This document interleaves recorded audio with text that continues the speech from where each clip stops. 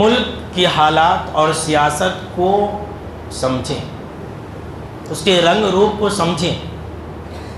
اگر آپ کو اپنے دین اور ایمان کی حفاظت کرنی ہے تو موجودہ دور کی حکومت کی سیاست کو سمجھنا پڑے گا۔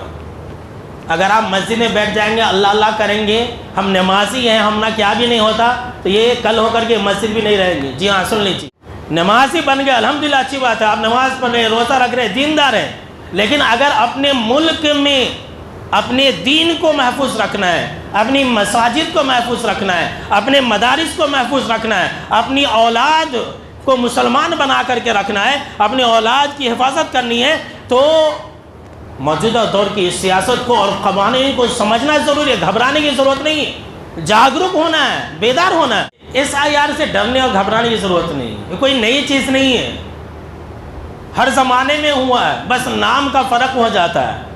پہلے وہ مت گننا، جن گننا اور پتہ نہیں کیا کیا بولتے تھے، اب نیا نام آ جا رہا ہے تو لوگ ڈر جا رہے ہیں۔ یہ پرانی چیز ہے، یہ جو ہے الیکشن کمیشن کی طرف سے ہوتا ہے، تو اسے ڈرنے کی ضرورت نہیں ہے، بلکہ اس بارے میں پوری قوم کو بیدار ہونے اور جاگرک ہونے کی ضرورت ہے۔ SIR سے صرف ہمارا ہی نقصان نہیں ہے، صرف ہمارا ہی مسلمانوں کا نام نہیں کٹے گا، بلکہ جتنی بھی نچلی ذاتی کے لوگ ہیں، سن لیجئے، CST ST بولتے نہیں، جو نچلی ذاتی کے لوگ ہیں، ان سب کا نام اسے کٹنے کی ایک سازش ہے، سب کا نام کٹے گا مسلمانوں کے ساتھ ساتھ۔